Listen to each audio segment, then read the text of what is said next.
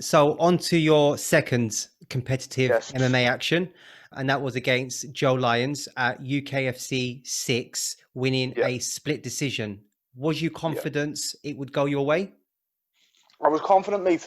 I was Yeah. confident, but I'd say that was probably the most uh, nervy fight for me because I lost my debut. I had a lot of people talking about me leading to the debut, and then I lost on a decision.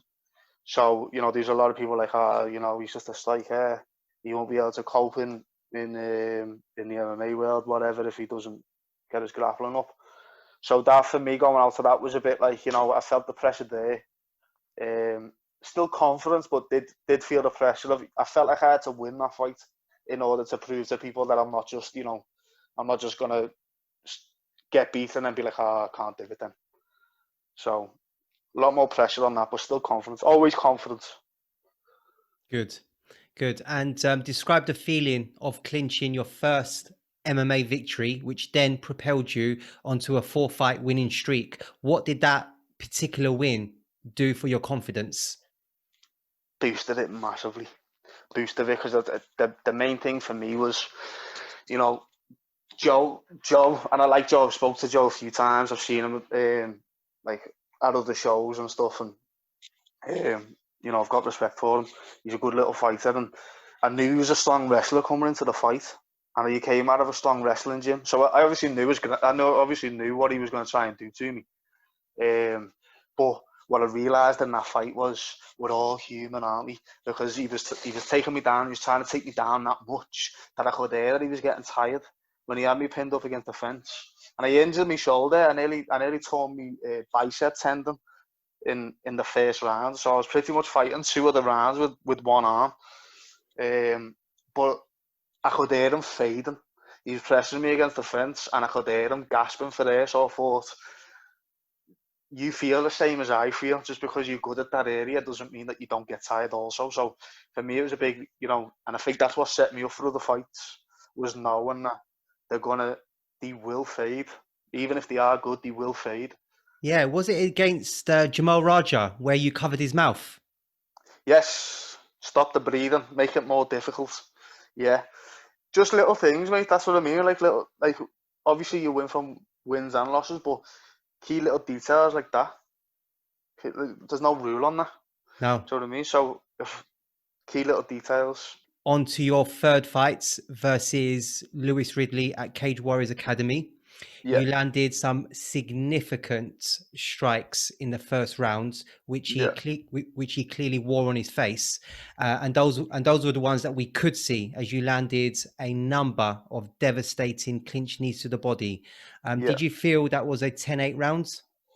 yeah. To be honest, my corner was shouting from the corner to the ref to saying he's pretty much done. He was out on his feet.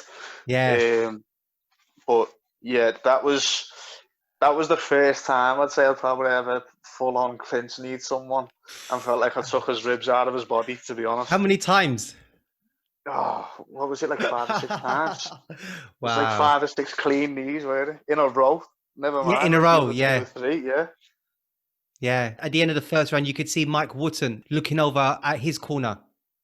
Yeah, yeah, Yeah. Mike was keeper. We thought, to be honest, they thought he was just gonna. They thought the ref or the doctor was gonna pull it. I heard his eye socket went. So to be Yeah, honest, we thought his that he, left eye, wasn't it?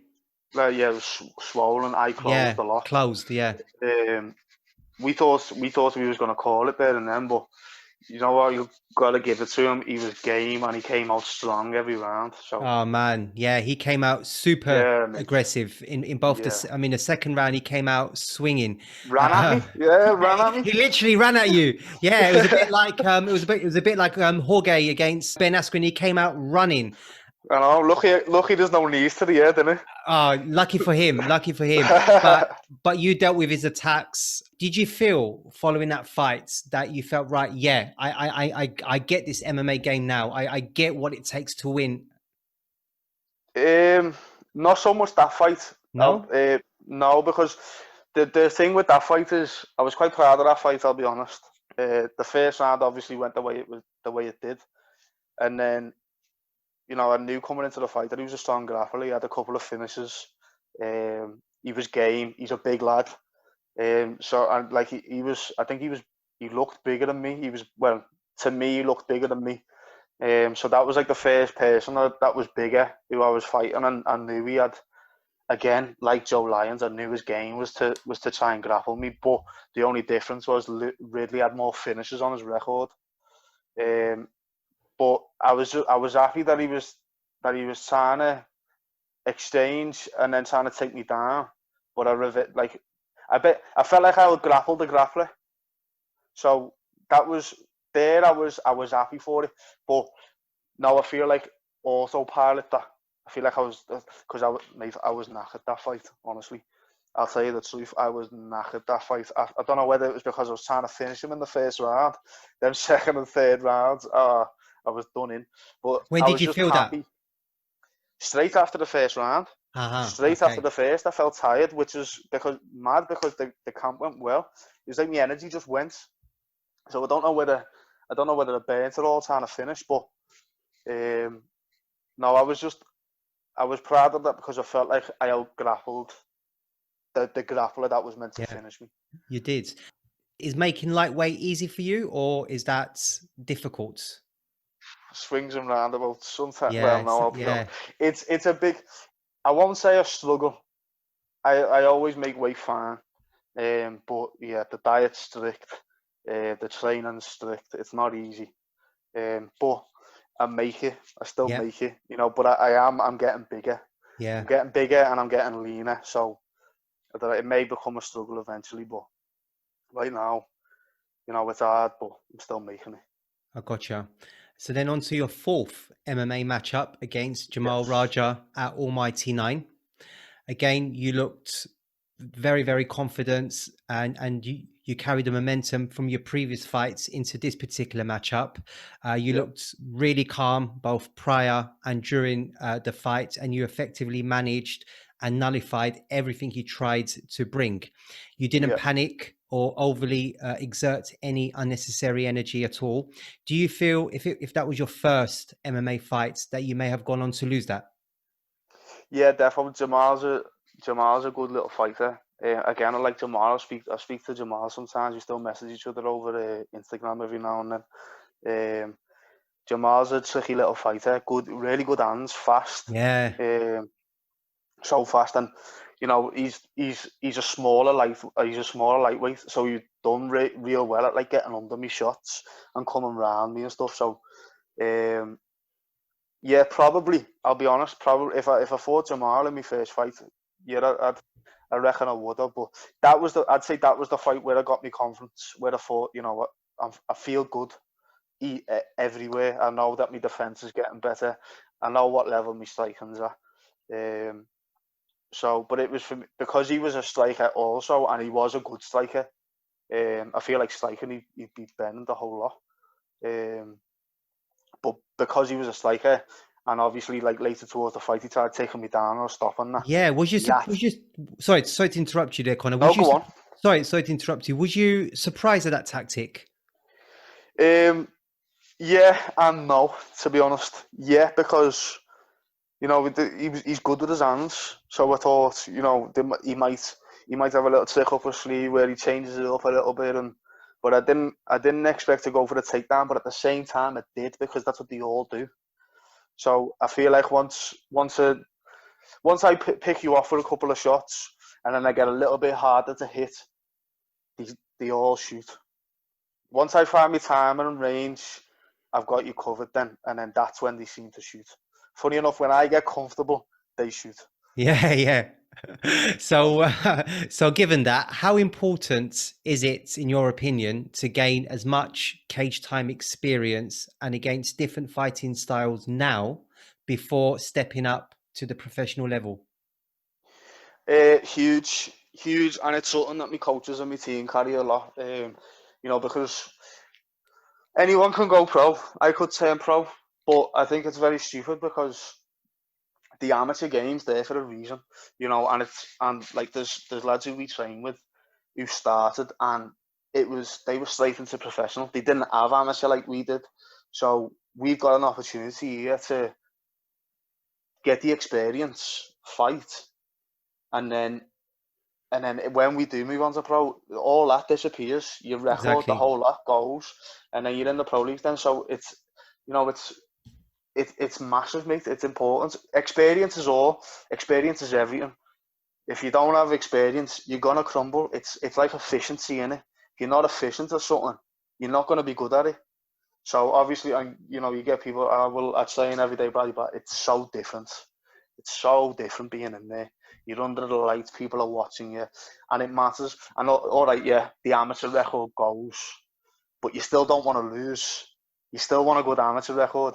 But yeah, the fight for me, this is what does me head in about MMA fighters. There's a lot. One, there's a lot of MMA fighters that don't like to fight.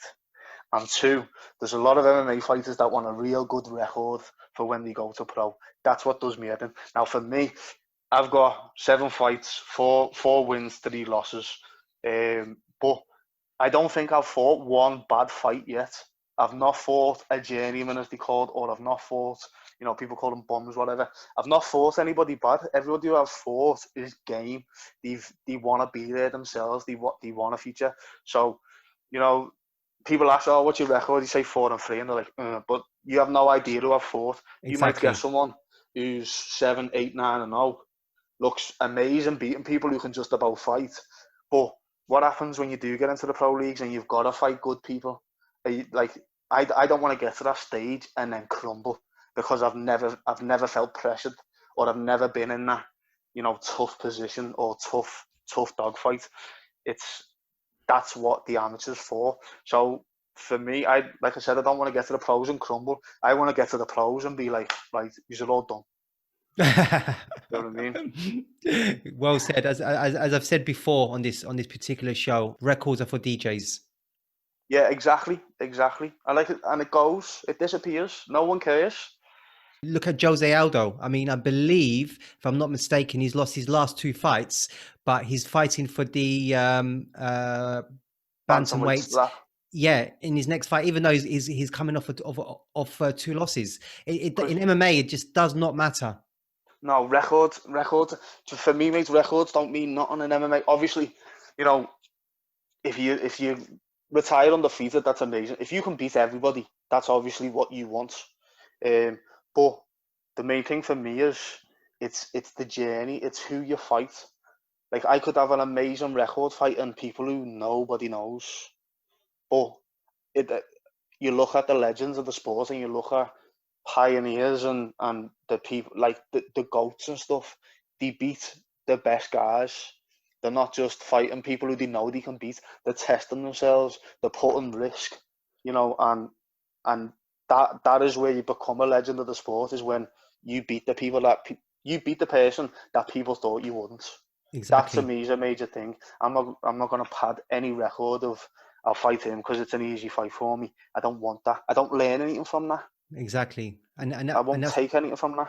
absolutely. And that's the reason why, Connor, as you've just said, they say John Jones is the MMA GOAT because he's only fought the best. Yeah, exactly. He's beat everyone they put in front of him, and that's what it's Exactly. about. Exactly. Yeah, he's beaten so many champions. Exactly. Champions, top contenders, people coming up thinking they're the next best thing, and he's beat them all. He shut them all up. So that's what it's about. Right. And then in your next fight after Jamal, you competed on the main card at Almighty 10 for the Yes. amateur lightweight strap against an undefeated Sam Malarkey. Yeah. Is it fair to say that the start he made was exactly what you were expecting? Yeah. I was waiting for that shot all day. Yeah. Looking at me fights, me fights previous to that. I start off fast. I'm pretty much attacking straight away. But with Malarkey, I knew that's his game. Every fight that he fought, straight away takedown. So, you know, and he was a big lad going in there. So I knew that shot was coming. So for me, it was just let him know I'm there, but just keep him at my range, but then be ready for that shot. And then I knew he only had 2 weeks to prepare for that fight. I was meant to be fighting Adam Smith, I think his name was.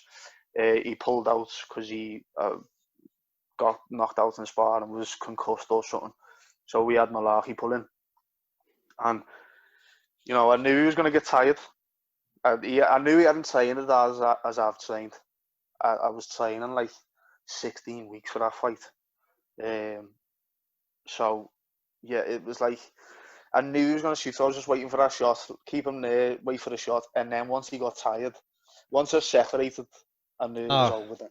exactly. So then that moves us on very nicely. So during the clinch, you caught him with a fight-ending knee to the body, which had Yeah, him, which had him staggering. But again, you stayed ice cold, getting the takedown, and then ending the fights with some vicious ground and pounds. What do you remember about that particular sequence of events? I remember before we actually separated, he pressured me up against the fence, and he ends up to get me down. And he got me down to like my backside to the mat, so my shoulders weren't on the floor or nothing. And he had me legs wrapped. He had a body lock around my legs, and I remember him letting go to strike. And as soon as he let go, I thought, like, I'm up, and my leg was free.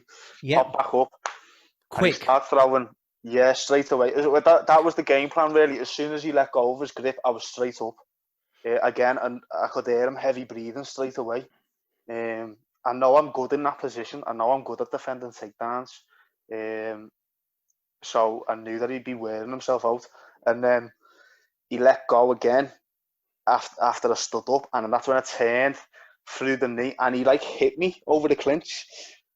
I hit him with a big right hand. Nearly Yeah, caught him with a left uppercut. And yeah, then he was just like, he was staggering. shooting everywhere then, yeah. Yeah, But I just remember him shooting. And then when I turned him, he was just so light. I knew he was hurt. I know his legs weren't underneath him. So through that knee, and then Uchi Mata into half guard.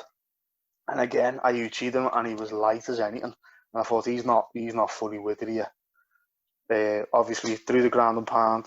And that was it. And the emotion of that, mate, screamed yeah, over to me corner. straight to your Uh, corner. Straight to me corner where all my family and friends was. And my mate calls it the war cry. Ha ha ha Screamed ha. out. Lovely. What a feeling.